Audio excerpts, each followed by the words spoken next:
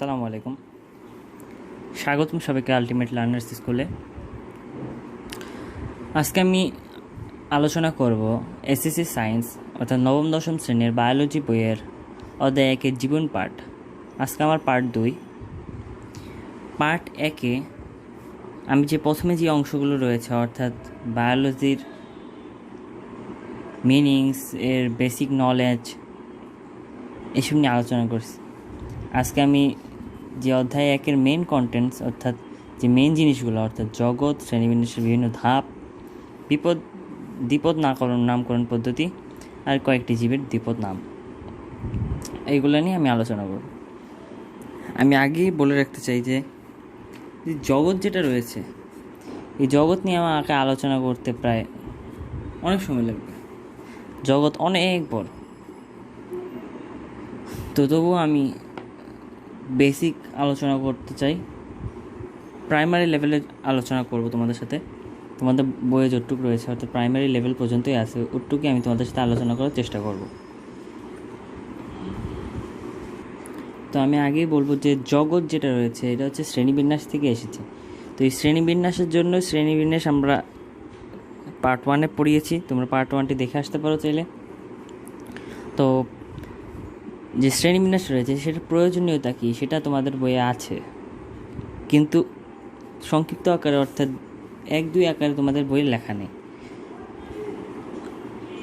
তো 1-2 আকারে যদি তোমাদের লেখানো হয় তাহলে আমি যদি দিই তাহলে তোমাদের বই অনুসারে দেওয়া হবে না।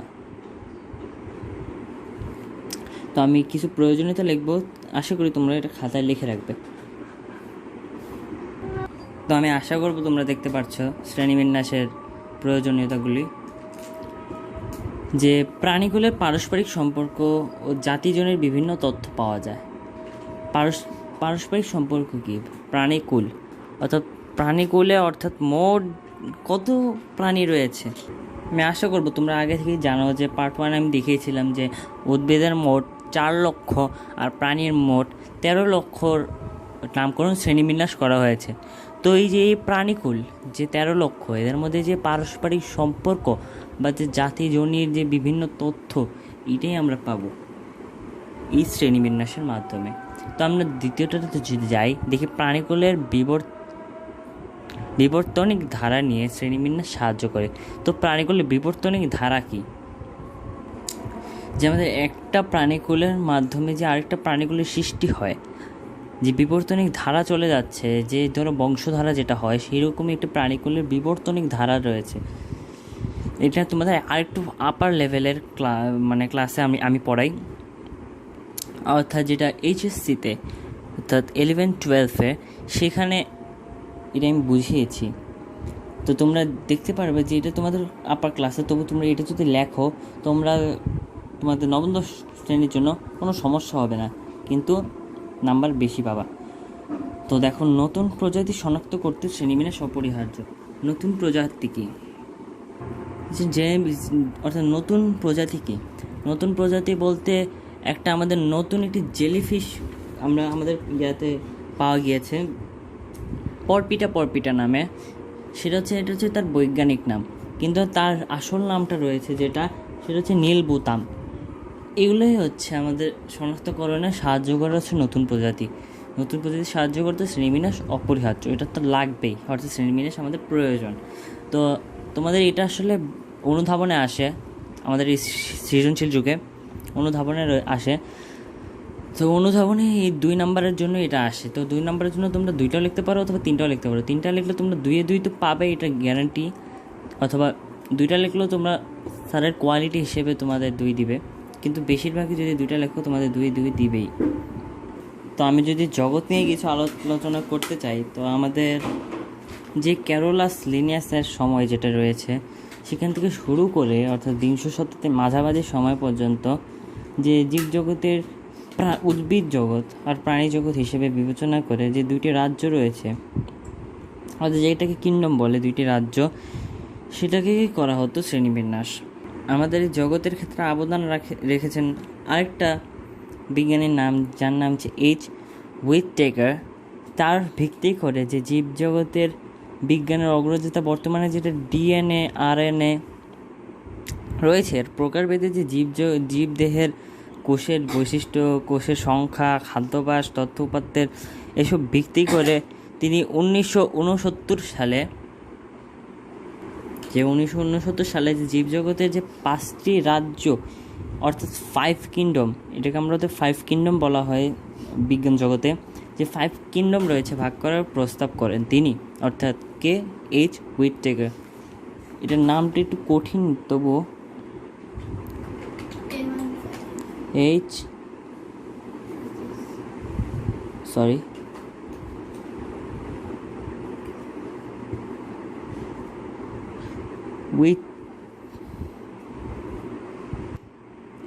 R.H. হুইটেকার।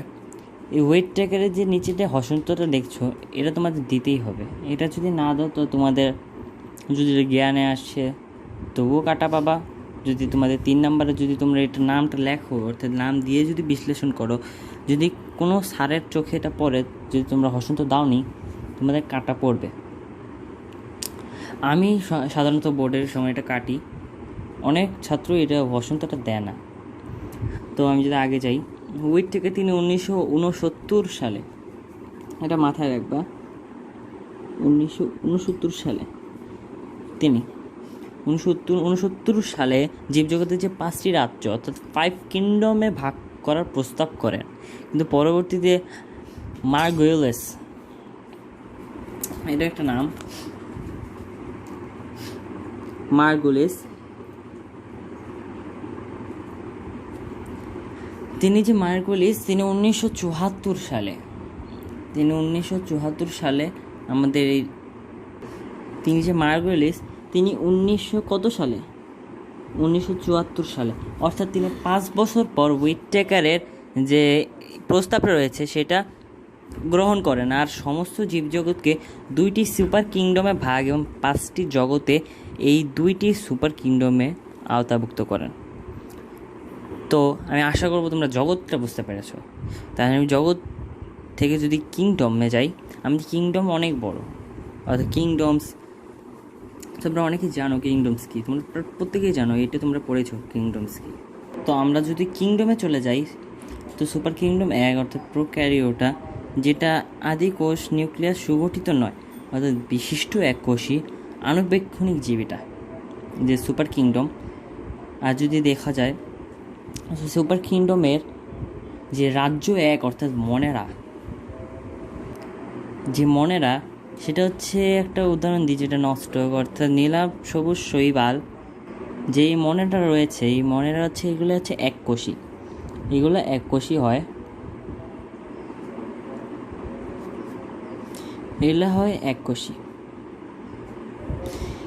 এরপরে যেটা রয়েছে যে ফিলামেন্টাস যেটাকে বলে, এটা একটির উপরে একটি লম্বালম্বিভাবে যুক্ত হয়ে ফিলামেন্ট গঠন করে, অর্থাৎ দেখতে পাচ্ছ যে এটা একটার সাথে একটা লেগে তৈরি হচ্ছে, যে লেগে যে তৈরি হয় এটাকে ফিলামেন্টাস বলে। সেটাকে কি বলে?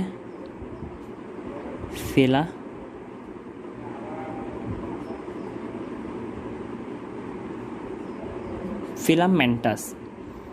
তোমরা এইভাবে লিখতে পারো যে মনেরা আমাদের, না এইভাবে লিখবা যে কিংডম 1 অর্থাৎ সুপার কিংডম 1-এ যে প্রোক্যারিওটা, সেটা রাজ্য 1 হচ্ছে মনেরা, যে মনেরাটার বৈশিষ্ট্য হচ্ছে এগুলো হয় এককোষী ফিলামেন্টাস যুক্ত।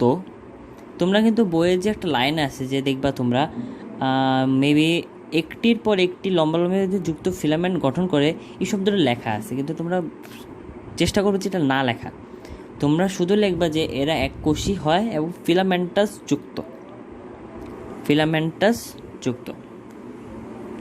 ঠিক আছে? তো যে ফিলামেন্টাস যুক্ত এগুলো কোষের মধ্যে যে ক্রোমোটিন বস্তু থাকে, যে ক্রোমোটিন বস্তুগুলো দেখতে হচ্ছে যে ডট ডট ডট রয়েছে ভিতরে, সেগুলো হচ্ছে ক্রোমোটিন বস্তু। তো যে মনেরা সেটা হচ্ছে প্লাস্টিক অথবা মাইক্রোকন্ড্রিয়া, এন্ডোপ্লাজমিক জালিকা ইত্যাদি কিছুই নেই, কিন্তু এটার মধ্যে কিন্তু রাইবোসোম আছে।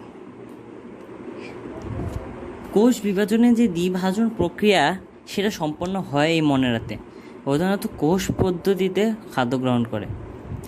অর্থাৎ আমাদের যে ব্যাকটেরিয়া সেটা কিন্তু শোষণ প্রকৃতি, অর্থাৎ শোষণ করে।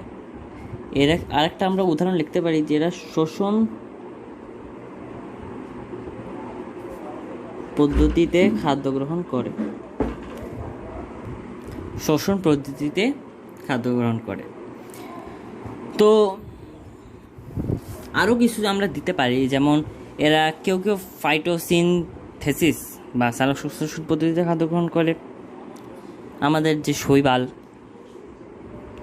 এদের কেউ কেউ কিন্তু আমাদের যে সালোক সংশ্লেষণ পদ্ধতিতে খাদ্য গ্রহণ করে। তো আমি আবার আরেকটা দিতে পারি কি, এরা সালোক সংশ্লেষণ পদ্ধতিতে খাদ্য গ্রহণ করে।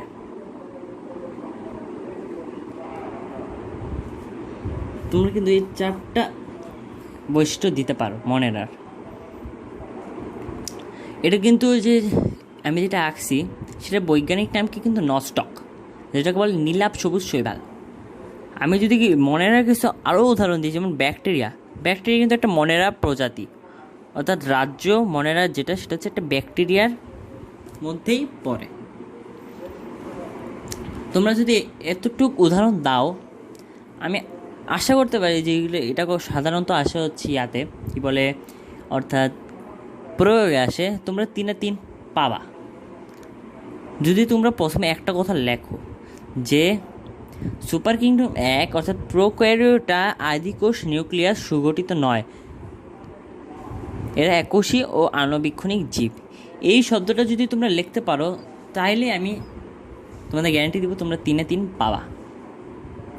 তো চলো যাওয়া যাক সুপার কিংডম 2-এ, অর্থাৎ ইউক্যারিওটা, যেটা রাজ্য 2 প্রোটিস্টা। তোমরা অনেকেই অর্থাৎ সকলেই ক্লাস 8-এ প্রোটিস্টা পড়েছিল, এদের বৈশিষ্ট্যও পড়েছিল। কিন্তু এখন আরও বিস্তারিত, অর্থাৎ নবম দশম শ্রেণী এসএসসি আরেকটু বিস্তারিত জানতে হবে তোমাদের। একটু কঠিন, তবুও একটু বিস্তারিত জানতে হবে। তা আমি শুরু করব যে এর বৈশিষ্ট্য দিয়ে প্রোটিস্টার রাজ্য অর্থাৎ কিংডম ইউক্যারিওটার, এটা পরে বলছি। আমাদের বৈশিষ্ট্য হচ্ছে এরা হচ্ছে এককোষী, বহুকোষী হতে পারে এরা। তো আমি প্রত্যেকবারের মতো এটার একটা বৈশিষ্ট্য দিতে পারি, এককোষী বা বহুকোষী।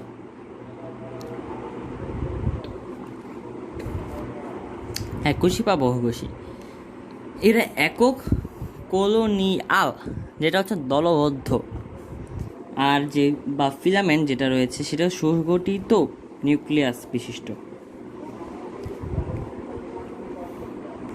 অর্থাৎ আমাদের যে অ্যামিবা রয়েছে সেটা কিন্তু হচ্ছে একক না, সেটা হচ্ছে দলবদ্ধ অর্থাৎ কলোনিয়াল। তো আমি আরেকটু বৈশিষ্ট্য দিতে পারি যে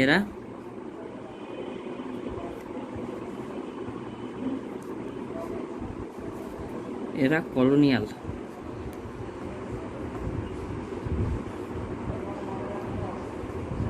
তোমাদের আমি শুধু যেগুলা বেশি লেখা দরকার, অর্থাৎ যে কলোনিয়াল শব্দ, কঠিন কঠিন শব্দ তোমরা যত লিখবা তোমাদের নাম্বার কিন্তু তত বাড়বে। এটা কিন্তু এসএসসি, অর্থাৎ অনেক কঠিন একটা বছর তোমাদের জন্য, 2 বছর, যেটা অনেক চাপে থাকতে হয়। তবুও তোমাদের যে মেইন কন্টেন্টগুলো যদি তোমরা লেখো, তো তোমরা যতই ছোট লেখো না কেন সৃজনশীলটা নাম্বার একই পাবা। তো দেখো, এককোষী বা বহুকোষী এটা লিখবা তোমরা, তারপর লিখবা যে এর একক বা কলোনিয়াল, একক বা এরা কলোনিয়াল। তারপর তোমরা লিখবা যে বা এদের মধ্যে ফিলামেন্টাস, যেটা ফিলামেন্টাস বা সুগঠিত নিউক্লিয়াস বিশিষ্ট কোমোটিন বস্তু অর্থাৎ নিউক্লিয়ার পর্দা দ্বারা পরিবৃত্ত থাকে। এদের মধ্যে কিন্তু নিউক্লিয়ার পর্দা থাকে। তো তোমরা এটাও দিতে পারো। তোমরা কিন্তু নিউক্লিয়ার পর্দাটা কথাটা নাও লিখতে পারো, লিখতে চাইলে লিখতে পারো, কিন্তু আমি তোমাদের কি বলছি, শুধু মেন কন্টেন্টসগুলো যত কম লিখবা তত ফুল মার্কস দিতে পারবা, প্লাস অনেক সুন্দর লেখা হবে। আমি আশা করবো যে তোমরা এই চিত্রটা আর পাশে এগুলো লেখা রাখবা, যাতে পরীক্ষার আগে দিয়ে তোমাদের এগুলো মুখস্থ, মানে তোমাদের বইয়ের লাইন বাই লাইন না পড়তে হবে। বইয়ের লাইন বাই লাইন পড়তে গেলে তোমাদের মাথাটা একটু উল্টে যাবে যে এটার সাথে এটা কি ম্যাচ হচ্ছে না। তোমরা শুধু এই মেন কন্টেন্টসগুলো পড়ে যাবা, অর্থাৎ তোমরা এটা লিখে রাখবা এখন, পরীক্ষার আগে দিয়ে তোমরা এগুলো পড়ে যাবা, যাতে শুধু একটুকুই দেখবা যে এটা এককোষী বা বহুকোষী। ফিলামেন্টাস কি তুমি পড়েছো যে ফিলামেন্টাস কি, এটা হচ্ছে ফিলামেন্টাস হচ্ছে অর্থাৎ যে সুগঠিত নিউক্লিয়াস বিশিষ্ট ক্রোমাটিন বস্তু নিউক্লিয়ার পর্দা দ্বারা পরিবর্তিত থাকে। তো তোমরা শুধু বলবা যে এরা ফিলামেন্টাস দ্বারা পরিবর্তিত থাকে। যদি ইচ্ছা হয় তাহলে তোমরা এটাও লিখতে পারো যে সুগঠিত নিউক্লিয়াস বিশিষ্ট ক্রোমাটিন বস্তু অর্থাৎ নিউক্লিয়ার পর্দা দ্বারা পরিবর্তিত থাকে, এটাও লিখতে পারো। তো আমি আশা করবো যে তোমরা এইগুলো লিখে রাখবে তোমাদের বইয়ে অর্থাৎ খাতায়, যে কোনো জায়গায় তোমরা এটা লিখে রাখতে পারো, যাতে পরীক্ষার আগে দিয়ে তোমরা এটা মুখস্থ করে দিতে পারো। তো ক্রোমাটিন যে ডিএনএ আমাদের আরএনএ রয়েছে, ক্রোমাটিন বস্তুতে যে ডিএনএ আর আরএনএ থাকে, ডিএনএ আরএনএ ও প্রোটিন যেটা আমাদের সেটা থাকে। অর্থাৎ যে ক্রোমাটিন বস্তু তো আমাদের এককোষী জীব অর্থাৎ শৈবালে থাকে, সেটার ভিতরে যেই আমাদের ডিএনএ আরএনএ প্রোটিন সেগুলো থাকে ক্রোমাটিন বস্তুতে। কিন্তু তোমাদের অনেকে লেখো যে আমাদের যেই প্রোটিস্টার কি, প্রোটিস্টাতে ডিএনএ আরএনএ প্রোটিন থাকে। আমি অনেক বোর্ডের খাতে এগুলো বেশি পেয়েছি যে অনেকেই এটা লিখে দাও, কিন্তু আমি তোমাদের সাবধান করছি যে কখনোই এটা লিখবা না। ডিএনএ আরএনএ প্রোটিন কোথায় থাকে? ক্রোমাটিন বস্তুতে ডিএনএ আরএনএ প্রোটিন থাকে। তোমরা সাবধান থাকবা, এই কথাটা অবশ্যই লিখবা, ক্রোমাটিন বস্তুতে।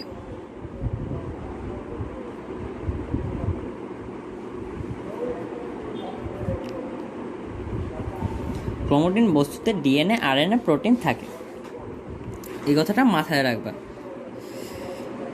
কোষে সকল ধরনের অঙ্গাণু থাকে, এটা তোমাদের দরকার নাই। এটা লেখলেও যেই নাম্বার পাবা, এটা না লেখলেও সেই নাম্বারই পাবা। তো আমি বলছি যে তোমাদের সময় নষ্ট করবা না, আমি চেষ্টা করবো যে কত সময় বাঁচানো যায়। এসএসসির বিজ্ঞান যে লেখাগুলো সেগুলো কিন্তু অনেকেই অনেক সময় আমি দেখেছি যে লেখা শেষ করতে পারে না, অনেক খালি খাতা পাই। তো তোমাদের যদি আরও কিছু বৈশিষ্ট্য দেওয়া হয়, যেমন এরা খাদ্য শোষণ কীভাবে করে, এরা খাদ্য শোষণ গ্রহণ এবং যে আমাদের অঙ্গাণু গঠন অর্থাৎ যে পানির যে শোষণ রয়েছে সেগুলো আমাদের কোন পদ্ধতিতে চলে? প্রোটিস্টার ক্ষেত্রে সেটা আমাদের বলে ফটোসিনথেটিক।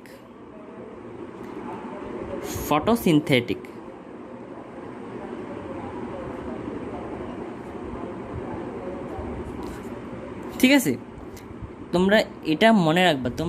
তোমরা প্রথমে কি করবা, বইটাকে ভালো মতো পড়বা, প্রত্যেকটা লাইন ভালো মতো পড়বা। তারপর আমার এটা পড়বা যে আমি যে এটা লিখে দিচ্ছি এটার দিকে একটু তাকালেই তোমরা বুঝতে পারবা যে এই বৈশিষ্ট্যগুলো কোনটা কিসের সাথে কিভাবে যায়। ঠিক আছে, তো যখন তোমরা বইটা অনেক মুখস্থ হয়ে গেল, তখন তোমরা যদি এককোষী বহুকোষীর দিকে তাকাও, তখনই তোমরা বুঝতে পারবা যে প্রোটিস্টা এককোষী বহুকোষী। তোমরা যদি এটার দিকে তাকাও যে এরা একক বা কলোনিয়াল কি হতে পারে? দলবদ্ধ, এর একক বা কলোনিয়াল। এরপরে তোমরা যদি ফিলামেন্টাসের দিকে তাকাও, তো ফিলামেন্টাস কি? ফিলামেন্টাস এবং সুগঠিত নিউক্লিয়াস বিশিষ্ট ক্রোমাটিন বস্তু পর্দা দ্বারা পরিবৃত্ত থাকে, এটা। অথবা এটাও লিখতে পারো যে ফিলামেন্টাস দ্বারা পরিবৃত্ত থাকে, সুগঠিত নিউক্লিয়াস বিশিষ্ট, ওইটা লিখতেও পারো, নাও লিখতে পারো, তেমনটা গুরুত্বপূর্ণ না। এরপর যখন তোমরা দেখো ক্রোমাটিন বস্তু তো ডিএনএ প্রোটিন, এটা দিয়ে তুমি কি বুঝতে পারবা যে এটা তাদের মধ্যে থাকে। এরপর যখন তোমরা ফটোসিনথেটিক দেখবা, তখন তোমরা কি বুঝতে পারবা এটা খাদ্য শোষণ গ্রহণ কীভাবে হয়? ফটোসিনথেটিক পদ্ধতিতে ঘটে। ঠিক আছে, আমি আশা করবো তোমরা বুঝতে পারছ। তো খাদ্য শোষণ এগুলো আমরা পড়লাম। মাইটোসিস যে কোষ বিভাজনের মাধ্যমে যে অযৌন প্রজনন ঘটে সেটা, এবং কনজুগেশনের মাধ্যমে অর্থাৎ জৈবনিকভাবে ভিন্ন কিন্তু গঠনগতভাবে এক এইরূপ দুটি গ্যামেটের মিলনের মাধ্যমেই যৌন প্রজনন ঘটে। এটাতে কিন্তু কোনো ভ্রূণ গঠিত হয় না। অর্থাৎ তোমাদের 1 নাম্বার আর 2 নাম্বারে আসতে পারে যে যৌন প্রজনন কি, অযৌন প্রজনন কি, সেটা কিভাবে ঘটে। মাইটোসিস কোষ বিভাজনের মাধ্যমে অযৌন প্রজনন ঘটে। কিভাবে অযৌন প্রজনন ঘটে? মাইটোসিস। তোমরা মাইটোসিস কোষ বিভাজন আমি আশা করব জানো। কোষের মধ্যে সবচেয়ে বড় হচ্ছে মাইটোসিস কোষ বিভাজন। মাইটোসিস কোষ বিভাজনের মাধ্যমে কি ঘটে? অযৌন।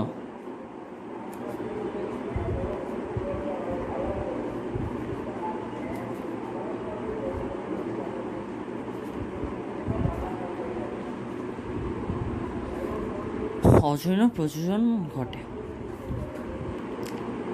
আর প্রজনন গঠন কি? যৌন প্রজননটা কিভাবে ঘটে? যে কনজুগেশনের মাধ্যমে, যে অর্থাৎ জৈবনিক বিভিন্ন কিন্তু গঠনগত এক এরূপ দুইটি গ্যামেটের মিলনের মাধ্যমে যৌন প্রজনন ঘটে। তো আমি আশা করবো তোমরা বুঝতে পেরেছো। এগুলোর কিছু উদাহরণ রয়েছে, যেমন আমাদের এটাকে আমরা যদি উদাহরণতে দিই, এটাকে আমরা কি বলি? এককোষী শৈবাল।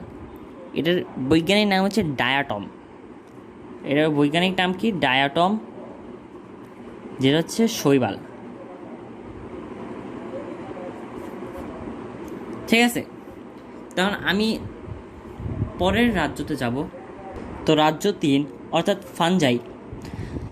এর বৈশিষ্ট্য যদি আমরা খেয়াল করি যে অধিকাংশ হচ্ছে স্থলজ, মৃতজীবী বা পরজীবী। স্থলজ, মৃতজীবী, পরজীবী কি? স্থলজ অর্থাৎ যেগুলো মাটিতে উৎপন্ন হয় সেগুলো হচ্ছে স্থলজ। আমাদের যেই স্থলজ অর্থাৎ বললাম যেটা হচ্ছে, এটার বৈশিষ্ট্য কি? এটা বৈশিষ্ট্য হচ্ছে খুবই ইম্পর্টেন্ট। এরা স্থলজ,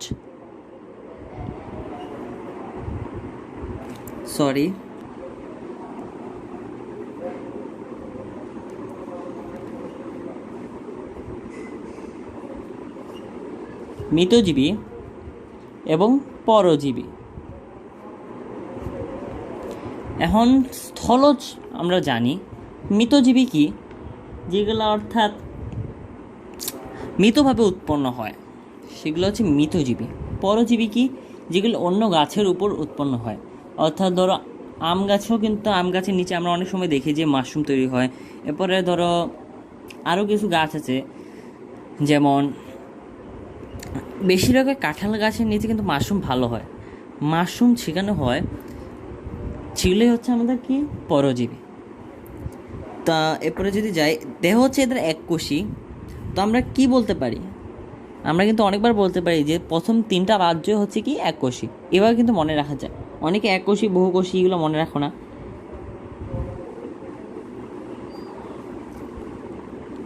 তো কি? ফানজাই হচ্ছে এককোষী। এককোষী,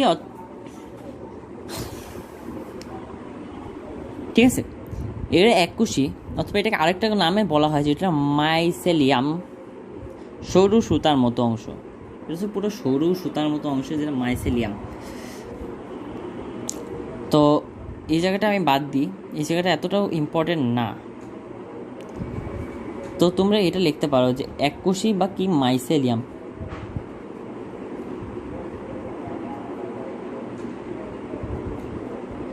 এগুলো সম্পর্কে আমি চেষ্টা করব যে তোমাদের HSC লেভেলের একটি ভিডিও আপলোড করতে। সেখানে তোমরা যদি ওই টিউটোরিয়ালটা দেখো, এগুলো সম্পর্কে পুরা বিস্তারিত জেনে যাবে। তো আমি সামনে আগাই। এগুলোর যে নিউক্লিয়াস সুগঠিত, এগুলোর নিউক্লিয়াস খুবই সুগঠিত।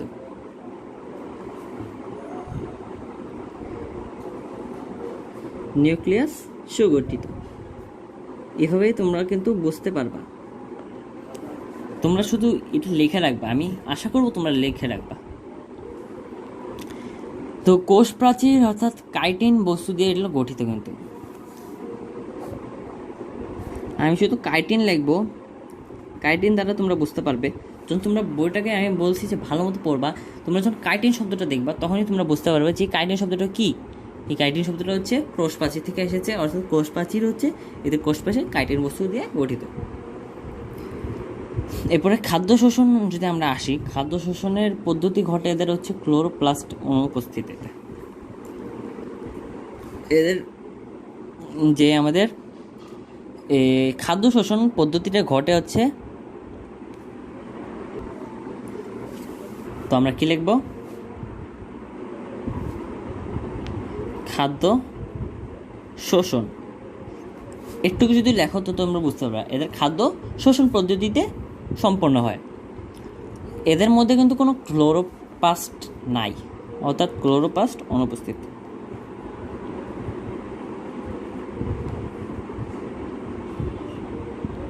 এদের মধ্যে কোনো ক্লোরোপ্লাস্ট নাই।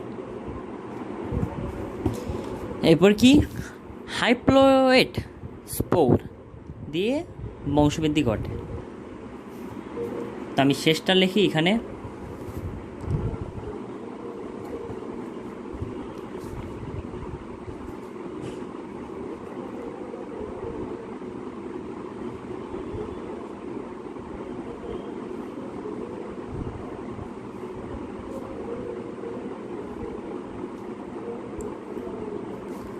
হাইপ্লোয়েড স্পোরের দ্বারা এদের কি ঘটে, বংশবৃদ্ধি ঘটে। তো আমি তোমাদের একটাই বলবো যে তোমরা কি কি লিখবে, তোমরা এককোষীটা অবশ্যই লিখবে, নিউক্লিয়াসটা যে সুগঠিত এটা লিখবে, কাইটিন শব্দটা লিখবে, খাদ্য শোষণটা লিখবে, এবং যে ক্লোরোপ্লাস্ট এটা লেখার চেষ্টা করবে। আর বাকিগুলো তোমাদের ইচ্ছে, তোমরা লিখতে পারো নাও লিখতে পারো, তোমাদের নাম্বার ঠিকই দিবে। কেউ দেখ না নাই হোক, একজন আইডল স্কুলের শিক্ষক হতে হয়, আমি নাম্বার দেব। আমি প্রায় অনেকেই খাতায় দেখি যে তোমরা এগুলো লেখো না, যে আমাদের এই কথাটা লেখো না, খাদ্য শোষণ। অনেকে খাদ্য শোষণ অর্থাৎ খাদ্য শোষণ পদ্ধতি, এটা লেখার প্রয়োজন নেই। এটা কিন্তু সবচেয়ে ইম্পর্টেন্ট, খাদ্য কীভাবে শোষিত হয় এটা লিখবা তোমরা, এটা তোমাদের জন্য মাস্ট, স্টার চিহ্ন মাস্ট।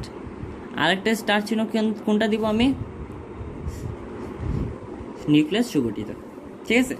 তো আমি জাস্ট ফলে যাই। এখন যদি আমরা প্লান্টটির কথা চিন্তা করি, তো প্লান্টটি কিন্তু হচ্ছে কাঁঠাল গাছ, যেটা আবৃতজীবী একটা উদ্ভিদ।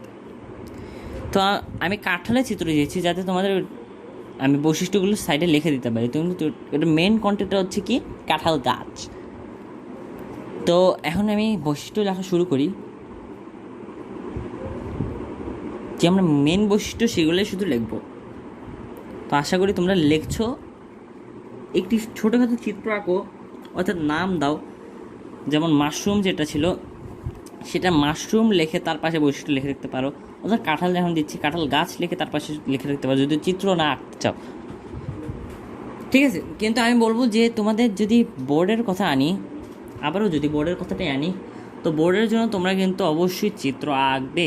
চিত্রর জন্য নাম্বার কাটা যায়। আর এখন তো হচ্ছে আমাদের যে CGPA 4, সেই সময় কিন্তু তোমাদের চিত্র দিতেই হবে, না তো তোমাদের A+-এর সুযোগ অনেক কম। তো এখন চলে যাই যেগুলোর বৈশিষ্ট্য। এর কিন্তু প্রকৃত নিউক্লিয়াসযুক্ত চালক সংশ্লেষণকারী উদ্ভিদ, অর্থাৎ এটা হচ্ছে কিন্তু উদ্ভিদের পর্যায়ে আমরা আসছি। সেটা প্লান্টটি, সেটা কিন্তু উদ্ভিদ পর্যায়। আর যে আমাদের উপরেরগুলো ফাঞ্জাই ছিল, সেটাও কিন্তু আমাদের উদ্ভিদ পর্যায়ে রয়েছে। অর্থাৎ আমাদের যেগুলাই রয়েছে সেগুলো সবগুলাই কিন্তু আমাদের কি, উদ্ভিদ পর্যায়। শুধু আমাদের একটা যদি যাবে, সেটা হচ্ছে প্রাণী পর্যায়ে, সেটা হচ্ছে অ্যানিমেলিয়া। তো আমি সামনে যাই। এরা হচ্ছে সালোক সংশ্লেষণকারী উদ্ভিদ। এদের তোমরা নাও লিখতে পারো, তোমরা এটা লিখতে পারো যে এরা প্রকৃত নিউক্লিয়াস যুক্ত।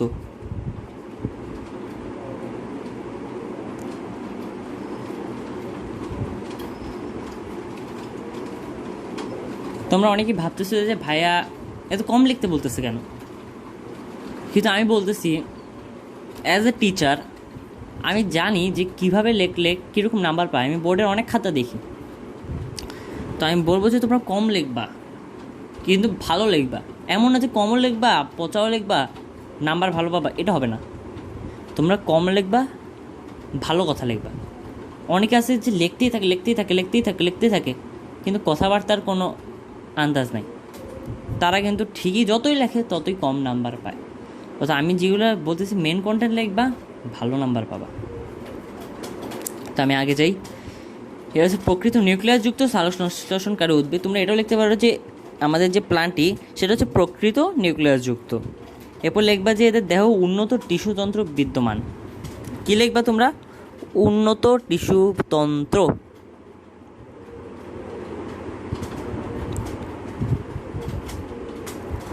উন্নত টিস্যুতন্ত্র বিদ্যমান এদের মধ্যে। এরপরে কী লিখতে পারো তোমরা? ওদের ভ্রূণ কিন্তু সৃষ্টি হয়, এটা কিন্তু একটা ভালো কথা। এটা লিখবা যে এদের ভ্রূণ সৃষ্টি হয়, অর্থাৎ ভ্রূণ সৃষ্টি হয়।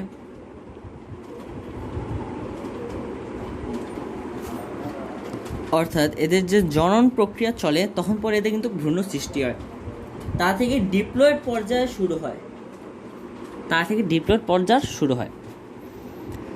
এটা না লিখলেও চলে। তারপর লিখবা হচ্ছে তোমরা এরা প্রধানত স্থলজ, তবে অসংখ্য জলজ প্রজাতি আছে। এটা লেখার কোনো মানে নেই। এরপর আমি যদি এদের বংশবৃদ্ধির কথায় আসি, অর্থাৎ যে জনন প্রক্রিয়া, এদের যৌন প্রযোজন অ্যানাইসোগ্যামাস। আমি কি বললাম? অ্যানাইসোগ্যামাস।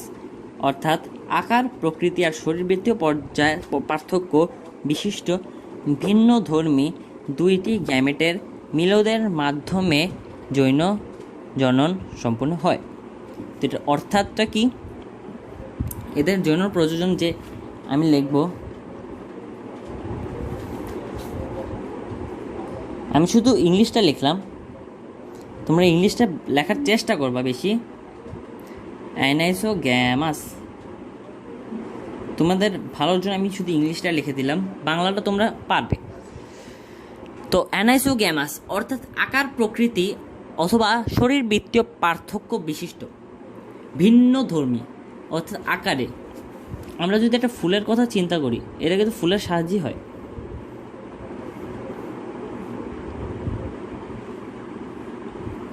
তো এটা ধরো একটা ফুল, এটা হচ্ছে কি? স্ত্রী, আর এগুলোকে কি বলে? পুরুষ। তো এদের অর্থাৎ ভিন্নধর্মী দুইটি গ্যামেটের মিলনের মাধ্যমে কিন্তু আমাদের এদের যৌন জনন সম্পন্ন হয়ে থাকে। তো এরপরে আমি লিখে দিলাম অ্যানাইসোগ্যামাস।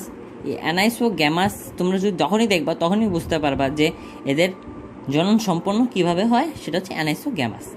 এরপরে যদি যাই, এরা আর্কিগোনিয়েট, অর্থাৎ আর্কিগোনিয়াম বা স্ত্রী, যেটা বললাম আমি, অর্থাৎ স্ত্রী জনন পদ্ধতি, এটা হচ্ছে এরকম উদ্ভিদ। তো তোমরা এই কথাটা লিখে রাখবা, আর্কিগ্যানিয়াম।